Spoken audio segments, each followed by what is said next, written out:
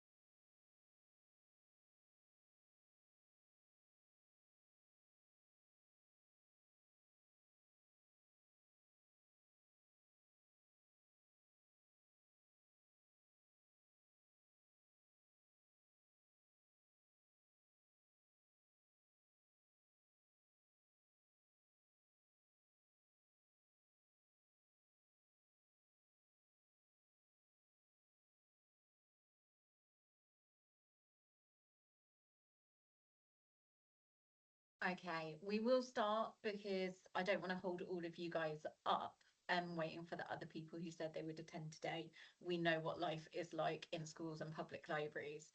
So thank you so much for joining us this morning.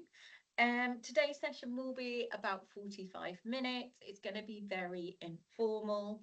We'll have about 10 minutes at the end for any kind of networking chat. If you've got any questions about Peters or the website or anything like that, we'll start off with 10 minutes just kind of updating you on what's going on in Peters at the moment. But one of the main reasons that we started these library lounges last year was to kind of help build connection and give everyone an additional opportunity to network and to have a chat. So if you are so minded, please do pop into the chat kind of where you're from, which part of the country you're based in, and maybe what the weather is like. It's quite gloomy here today in Birmingham. It was beautiful sunshine yesterday. So if you would like to just say hello to each other, we can get that going while while I do the Peters news.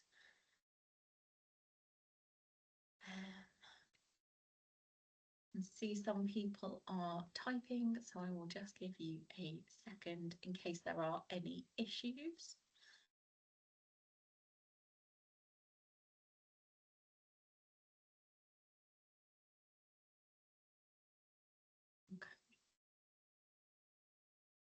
Fabulous morning, Jess. Cloudy Wiltshire, but sun yesterday. Yeah, absolutely. I am overjoyed. It's not raining at the moment, so long may that continue. Morning, Sarah. Sandwell Libraries, hello. Yeah, a dry day is a good day. I think I'm kind of giving up on the sun for a little bit, but going with the dry day. Morning, Barbara. Very nice to see you. Yeah.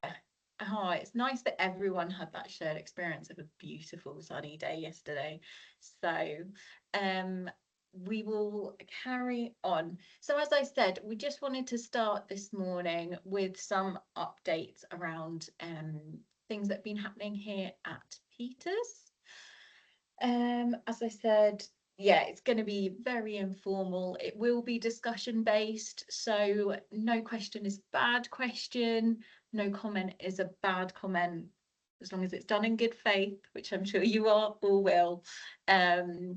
So yes, keep those kind of chats coming, and there's some polls and stuff going on throughout today's webinar, because it is as much about you guys having a conversation with each other as it is about me kind of sitting here. I'm more of a facilitator this morning.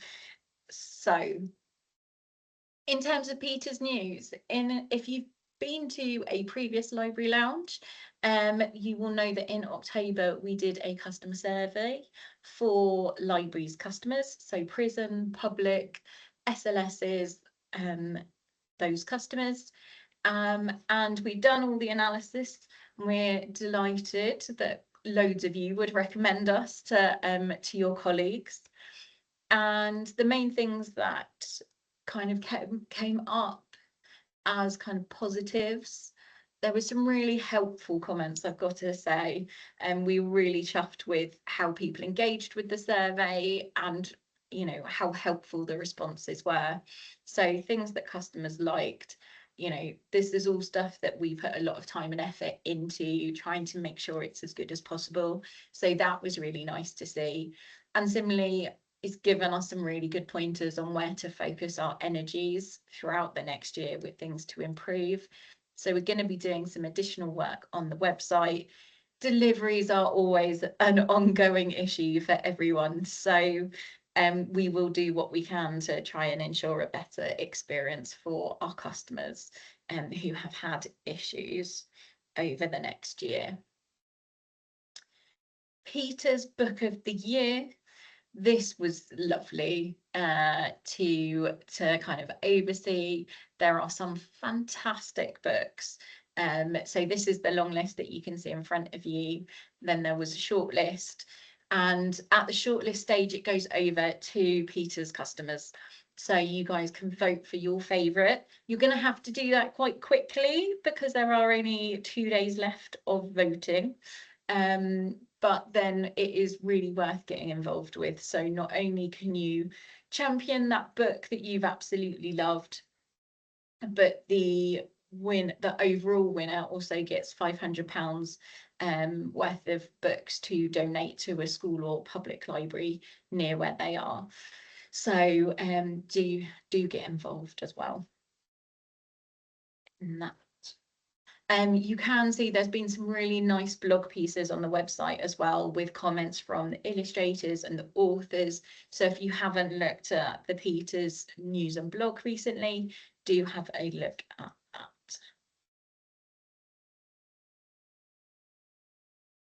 Last time we looked at some of the kind of lower cost items that our furniture and libraries design teams had worked on, and new products that they had launched.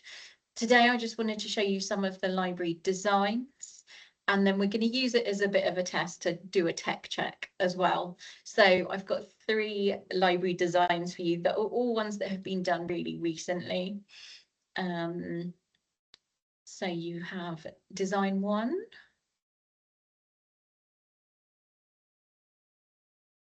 Design 2. I won't say anything, so you can vote, not that it's important, but and then design 3. So very different buildings. They were given very different briefs to try and achieve for what customers wanted. But okay, so now if I go to the next slide. So on your slides, you should now be able to see a Mentimeter slide. So if you go either to the website or scan the QR code, you can vote. So we will be using this throughout today's presentation. So I just wanted to have a little check. So do vote for your favourite design if you can. If you can't get that working for any reason, do pop any thoughts you have into the meeting chat, and we'll try and keep an eye on that as well.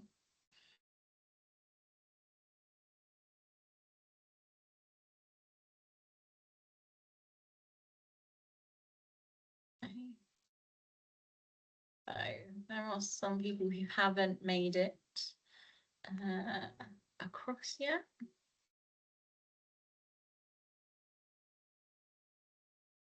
Yes.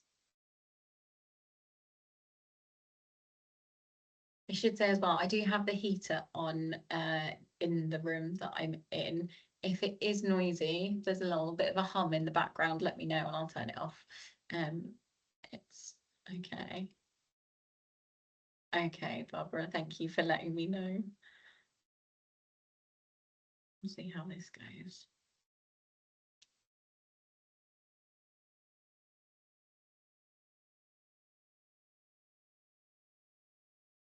Okay, we will call it there. If you haven't managed to have a look, or you haven't managed to get that, as I say, we can use the chat in Teams alongside this. So let's have a look at the responses. Also, design 3 was the favourite.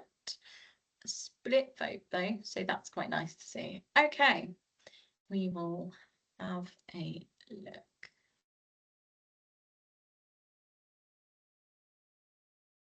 Okay. So,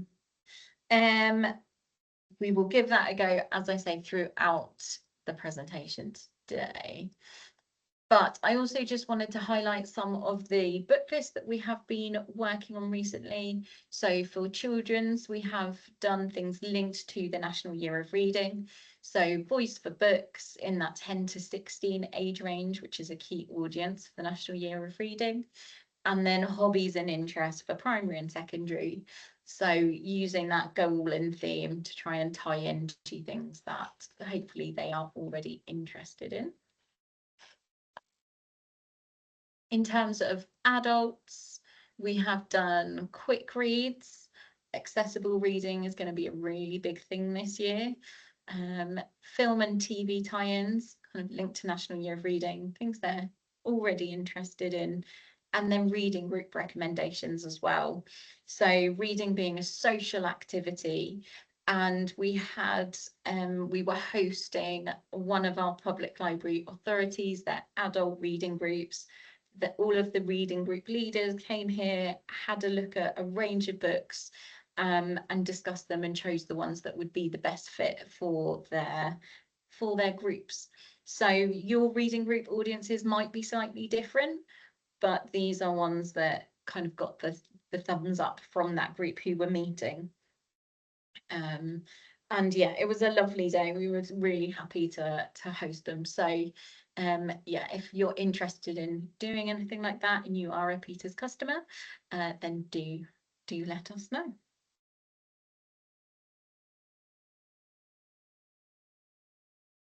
And I'm hoping most of you are aware of our book of the week. But so for children's, we have a book of the week. We do it most weeks. Some weeks we do 2 because they're 2 outstanding books. Some weeks we don't do any. It's not something that can be bought. It is just our discussions in-house and what we think is the best book. So yeah, so have a look. We've got Boy versus Reality by James Fox this week for the children's side of things. And on the adult side of things, our highlighted title for this week is The Matchbox Girl, set in World War II. It's yeah, an incredible book.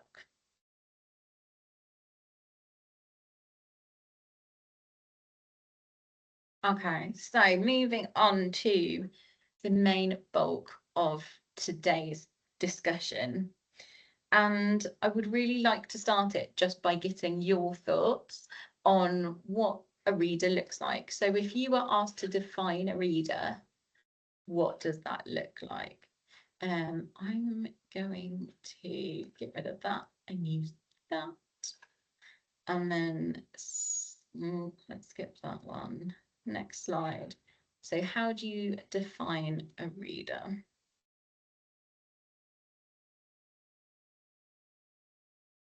So if you head over to menti.com and put in the code, or if you use the QR code on your screen, it should just be a free text box, and you can enter that. If that isn't working for you for any reason, do just use the chat and I will try and incorporate that as well.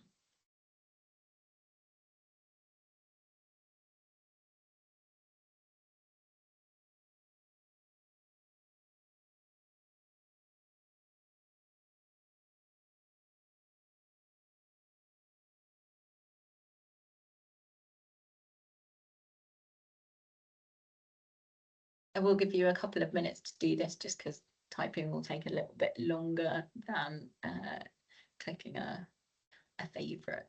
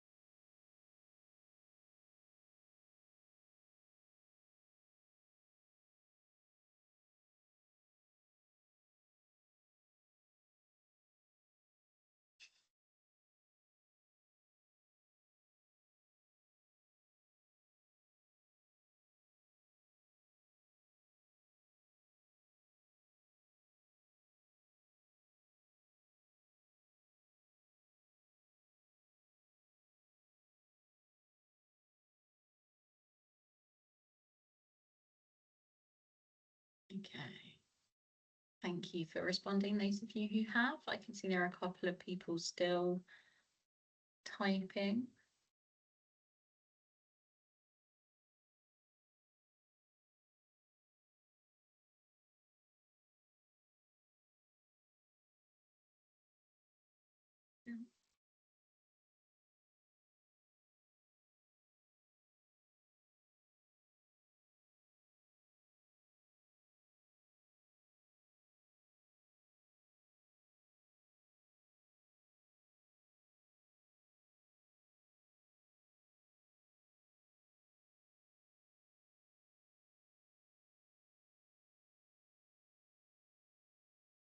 So just while the last few people finish off their responses, I think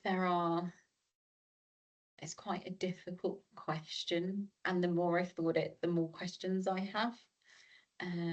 So I'm not sure how many definitive answers there will be this morning, but as I think there is always strength in having a joint conversation.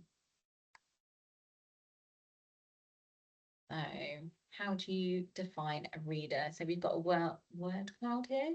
So lots of people mentioned people who read voluntarily, a curious thinker, someone who loves reading, someone who enjoys reading, yeah, reads out of interest. That's mentioned a couple of times as well. Everyone who's a reader is a really nice one. I'd love to know more about that. Library visitor, open to any format, interesting. I think quite a few of the people I've met whose job it is to encourage reading aren't necessarily open to any format, but that's definitely a nice point. So when I was thinking about this question, I was thinking about reading in lots of different ways. And there is two separate components to this, I think. So one is a reader, is the person. And we know that there are lots of issues around who is included in that kind of definition in the book industry in this country. So exclusion, people who may not feel like a reader, who might feel excluded from that, it might be due to race, it might be down to them having a disability and not feeling represented, or the format's just not working for them. It might be that their culture isn't represented quite a lot in what they're reading. I think there are also format exclusions. So lots of you here today will have been thinking around, how do I have a conversation with this library user or this class teacher or this person to make them see that reading a graphic novel counts as reading? You know, I think there has been a lot of discussion around the role of audiobooks in the role of kind of reading and opening that up, and whether that counts if you're not actually reading and reading words specifically. And then if we're going down the format thing, so you've got paper, you've got ebooks. Ebooks are fantastic for some people who struggle to access the written word because of the format it's in. And then, you know, to take that a step further, you've got Braille, you've got other ways of making sure that reading and is accessible to lots of different people. I'm going to try and minimize this. I'm not sure what that does. Okay, let's. So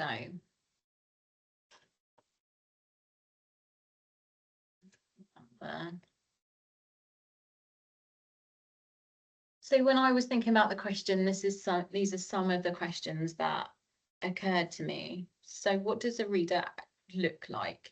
I think particularly in my previous role, there seemed to be some hardwired stereotypes that meant that children were disconnecting from what they thought a reader was.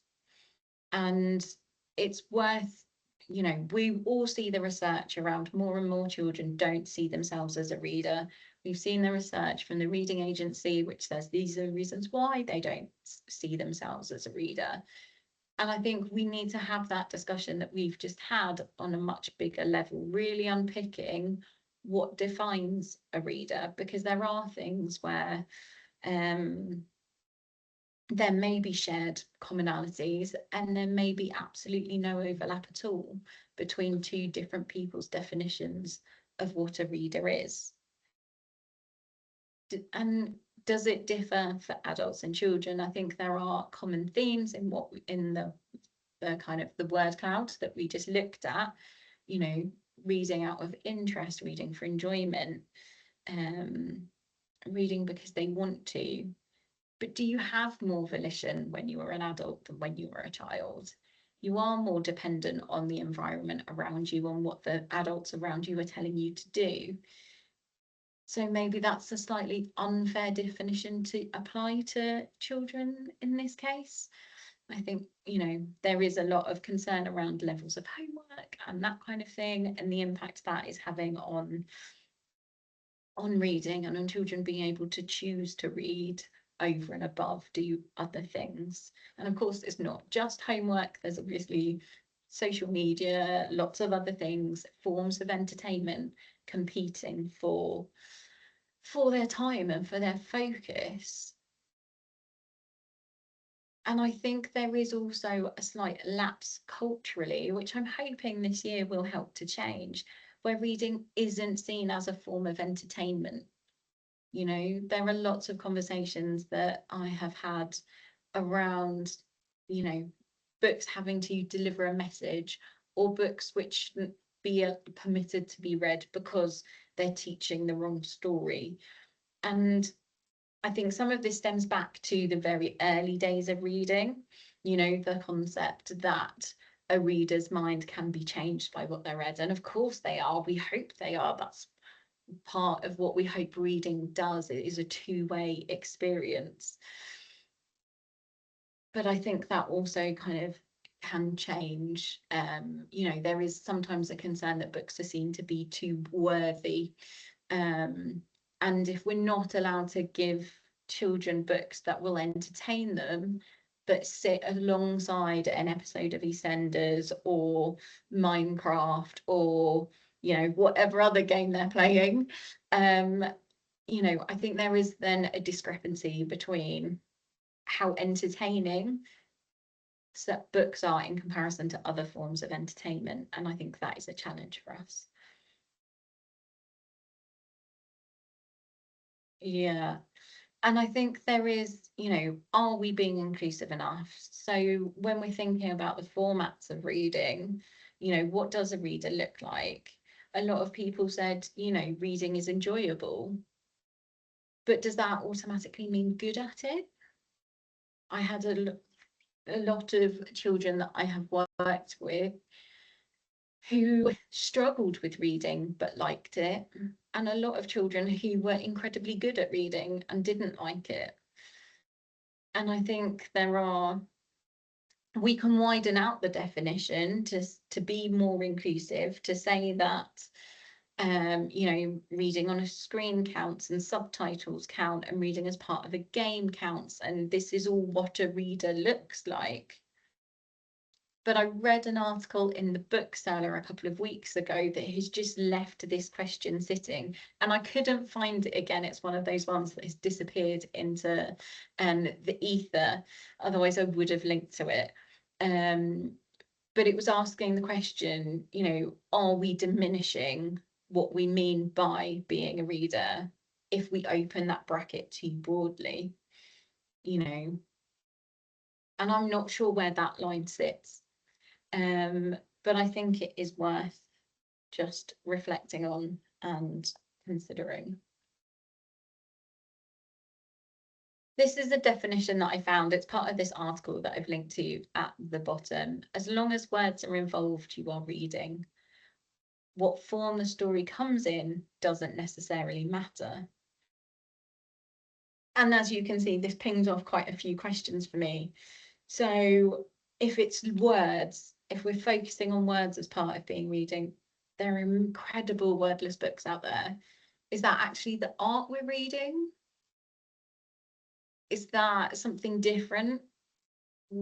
But we all know that when those overlap, we're saying it counts as reading because we're all fighting for graphic novels to count as reading. There's amazing work being done to make books more accessible. It's similar to the kind of the Braille question with symbolized text. Every cherry is a key example of that. And does that not count as reading, even though its aim is to make reading accessible for its particular audience? And if story is the important thing, what about information books, which are incredibly important and do wonderful things? And some readers only read information non-fiction books. Does that mean they don't count as a reader? So again, I went looking for articles to try and come up with some questions, but to come up with some answers, and I got more questions. I can see some chat going on, so let me have a look at what's going on. Lots of children consider themselves non-readers because they don't read the books they think adults want them to read. Yeah, so that validation of their own choice. But I also, I think lots of children play games that their parents or carers or teachers tell them they shouldn't be playing. I think they probably still see themselves as gamers. So yeah, that's an interesting one. And I think, yeah, librarians absolutely are able to validate all their reading choices, but I also think we need to be stronger, encourage teachers to validate those reading choices too, and to understand the long-term impact of validation and empowerment of their own reading choices and the benefit that has in terms of seeing themselves as a reader. I like some of the messages around the National Year of Reading. 5 minutes of reading can greatly help to relax you, help with memory, etc. It takes the pressure off. Yeah. And I think Jessica, what you've touched on there is that kind of, a definition of or a stereotype of reading that comes from the 18th century, where reading was kind of the capture of the well-to-do, and so it would be, I always think if you ask children to draw a reader, what does reading look like to you? Some of them will draw a fireplace, a wing-back chair, someone sat there for hours not reading because they're completely engrossed in their book. and that absolutely could be a picture of a reader. But I think the problem is that that is potentially the stereotype. And so if people don't see themselves doing that because they don't want to, you know, sit in a wingback armchair by a fireplace, or because they don't want to sit still for hours and consume it in that way, they feel discounted from the definition of being a reader. So breaking it down into manageable chunks, which is exactly what the National Year of Reading is trying to do, may open it up to more people.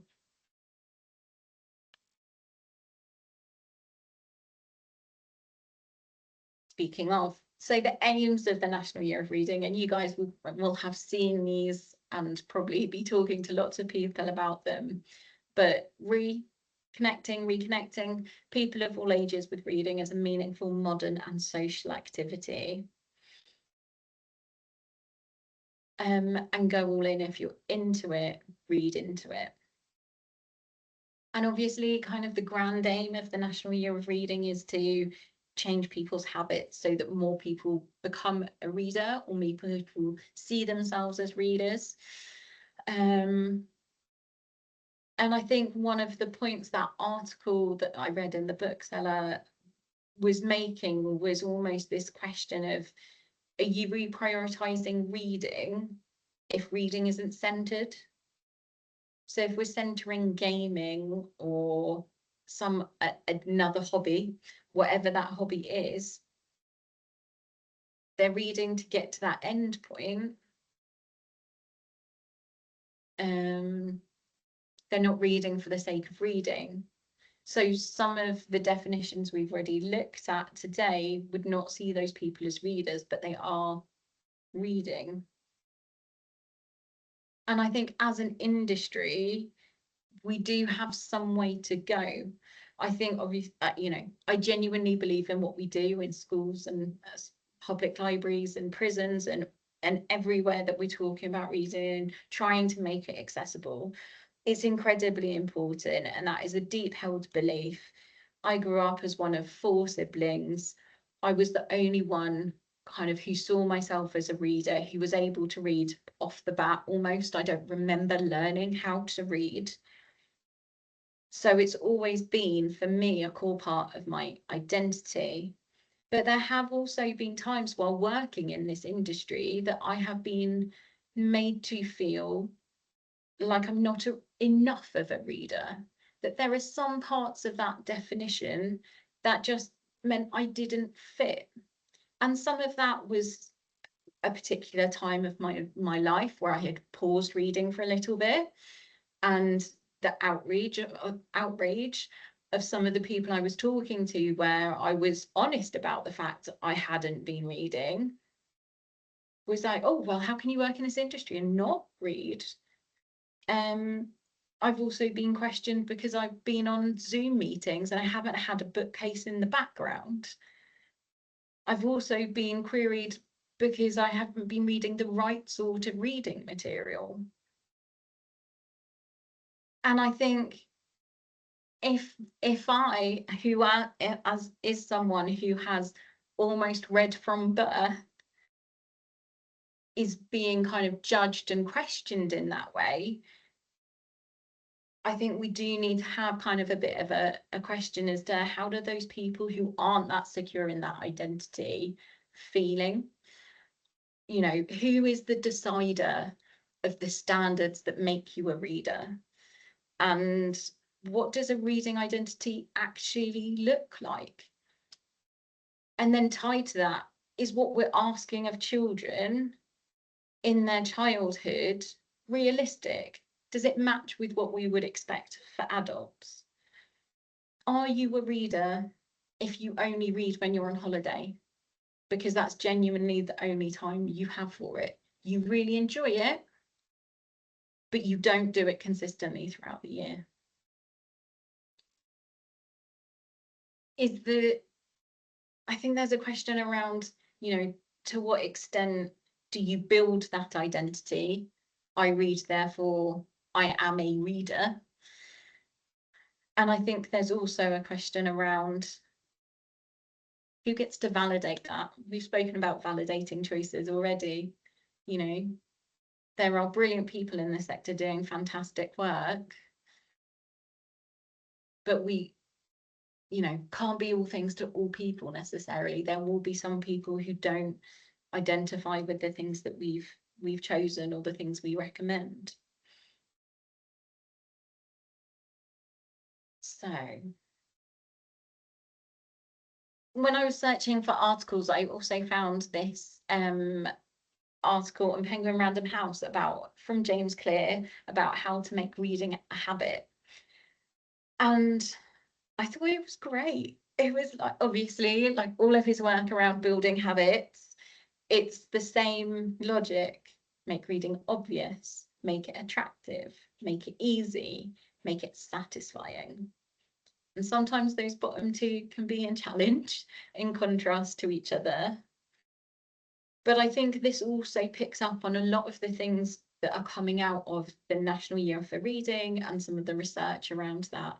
Like, people are reading, but it's more hidden because it's on an e-reader or because it's on a mobile phone.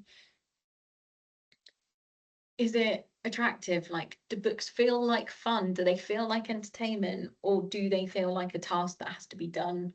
Homework to be ticked off, books that have to be reviewed. You know, even reading things specifically for a book group, you might really enjoy the book, but sometimes the feeling of having to read it makes it less attractive. Is it easy? Are there books to hand? Have you got a public library nearby? Have you got inspiration around? And then satisfying, and this could mean so many things, but you know, is it something that speaks to you? Is it the correct level of challenge potentially? Is it just something that was a really good laugh and fun?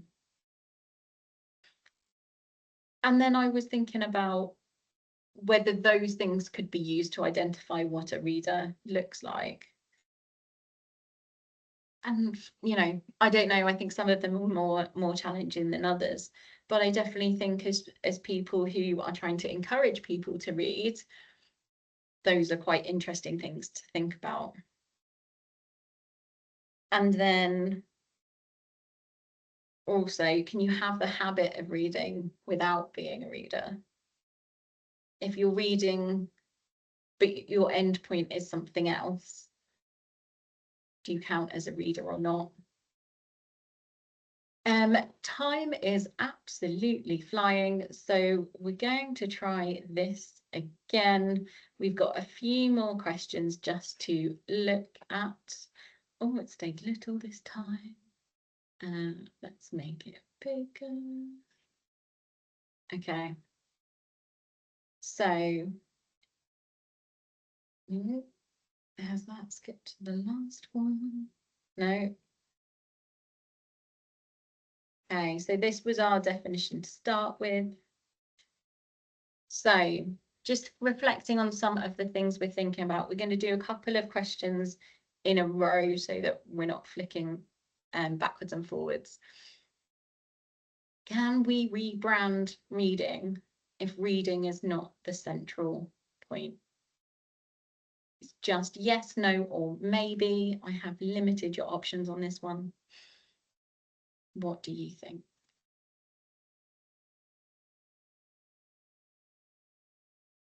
And again, if you'd rather, pop it in the chat.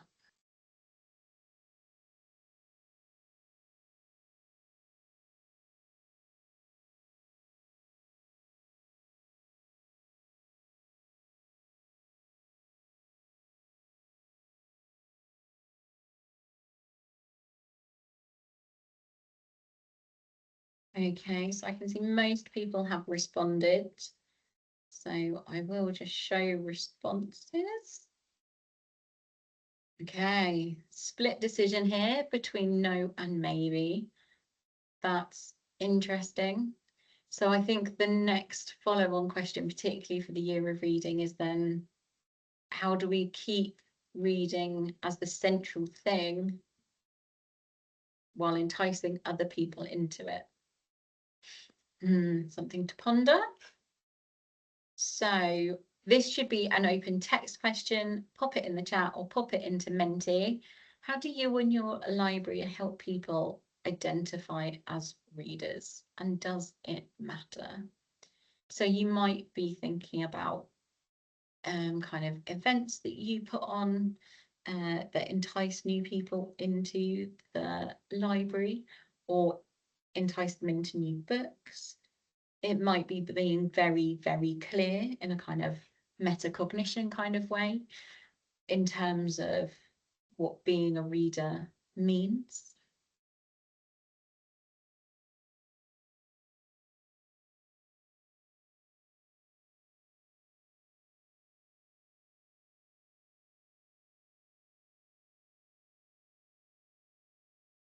What do we think?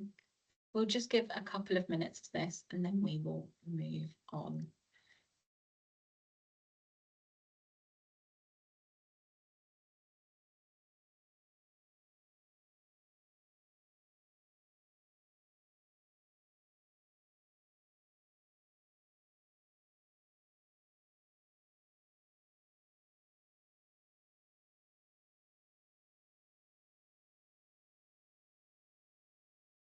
Okay, so there is one in the chat while some on Menti continue to come through, which says having an up-to-date and diverse collection where they can find themselves reflected, where their reading choices are validated, and where reading is a social as well as solitary activity. Nice. Okay, I'm just gonna click to show you the responses. So yeah, definitely some overlap there. Wide range of titles, author events. Not sure it matters. We've tried to put together a range of activities to attract all sorts from manga to metal. Fantastic. Metal detecting, not metal music. Titles which are reflective, running year of reading workshops for children, cover poetry, graphic novels, information books to encourage children to see themselves as readers. That's lovely. Okay. Brilliant.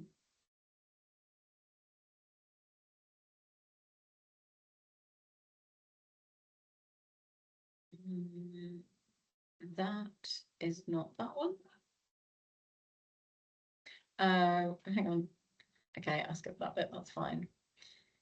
So I did just want to give some extra time to the James Clear making reading a habit thoughts. Are you doing anything specifically, and it sounds like you guys are, workshops, etc., to make reading more obvious, more attractive, easier, or more satisfying this year? This might not be something you can answer right now, which is absolutely fine. But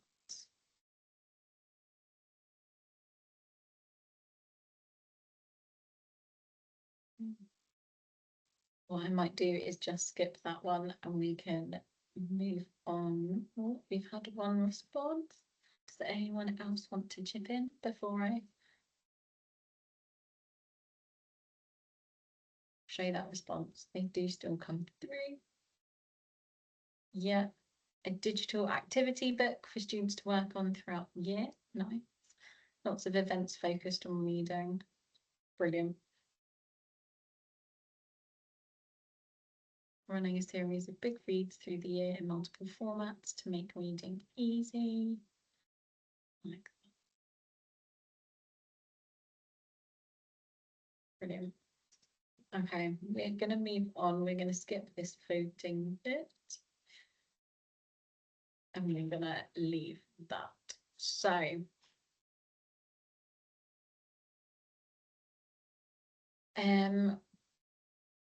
we did start a bit late, just for anyone who was late joining us, which is why we are running over slightly. But we can skip that. That's been really interesting. I really loved kind of having this conversation with you. I think it's incredibly, incredibly important. As I said, you know,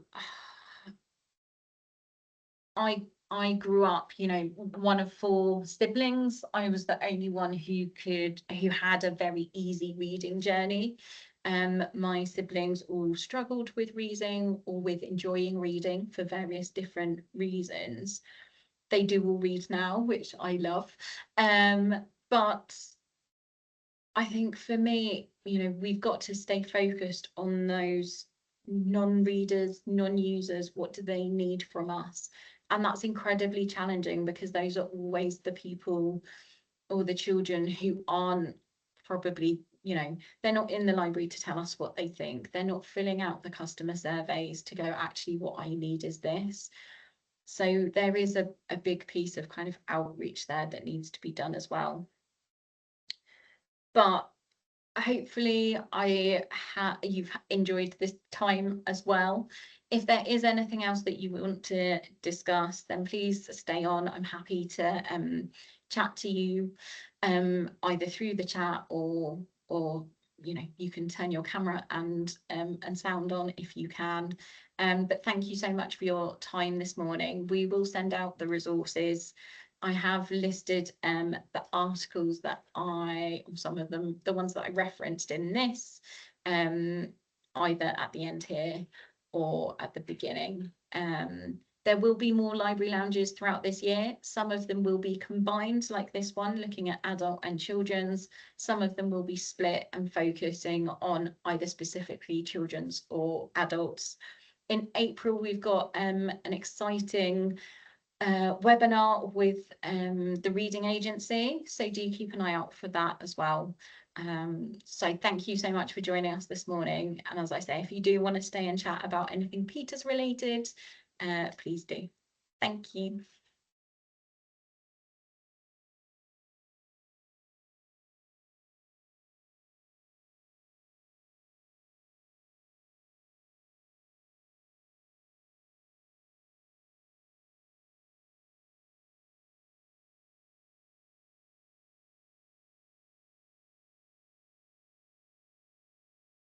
Hi Hi, Jessica, Alison. you I all did right? have a question. I'm all right, thank you. I Yeah, thought I no, would just stay please, on and ask you a quick do, question. yeah. One of the first library lounges you did was about sort of upcoming titles and Yeah. what's coming soon, things to look forward to and things like that. And I just wondered if that was going to be the subject of any of the new ones or the future library lounges moving forward. Yeah, I think we have got a couple which are more book focused. I've Great. kind of tried to go with slightly stronger themes this year just because Sure. of the National Year of Reading. Mm. But is that something you found particularly useful? Yeah, it's just it's horizon scanning, I guess. So a sort of stock manager, it's good to keep an eye. It's not necessarily the big stuff that you know is always coming. It's the other stuff of kind of what might be upcoming. It's quite hard to keep an eye on everything of Yeah, what might be coming. absolutely. Yeah, definitely. Okay. So if are you looking for kind of like over the next kind of 2 to 3 months? Is that your ideal Yeah, time I frame mean, or? we've got obviously the summer reading challenge is coming up for us on public Mhm. libraries here in Wiltshire. So and it's an interesting theme, I think, the reading challenge this time. It is. And it's not necessarily, like I say, some of the, I don't mean to call it fodder, but you know all the great stuff that always comes out. It's the other titles. I think, was it November time or was it October time? You did something around sort of adult titles as well and junior titles of Mhm. stuff that's coming out and things to Yeah. watch and things to keep an eye out for. Yeah. And I guess because there's so few of us picking stock these days that it's just Yeah. I'm worried I miss things. I try and keep up with the bookseller, and I Yeah. any help you can offer me would be great. I guess is Yeah. what I'm begging slightly. Absolutely. No, no, not at all. I mean, I think we did discuss kind of doing a really book focused newsletter for this year. Oh yeah, yeah, yeah. But similar to you, we just don't have the capacity at the moment. But there might be something else which kind of helps you, it might meet your need. Yeah, or something Um, that will tie up with the publishing gluts. Obviously, we know that the in June, is it June and September are the big publishing dates of the year. You know, to yeah, something coming up of the titles that you might not know about. I don't. It was just a Yeah. thought. And as you said, No, stay on and ask a question. I thought I would do exactly absolutely. that. No, yeah, I'm really glad you did actually. Let me send you an email. Sure. There might be something we can do to kind of make sure that you're on top of that stuff. Oh, So let's have a conversation, outside of this call and see what we lovely. can do. Great. Lovely. Thank you very much. Brilliant. That was all Thank I wanted to say. Anyway. All right. Lovely. Have Thank a you. good Have a rest of good your day. day. Bye. Bye-bye. Cheers. Bye.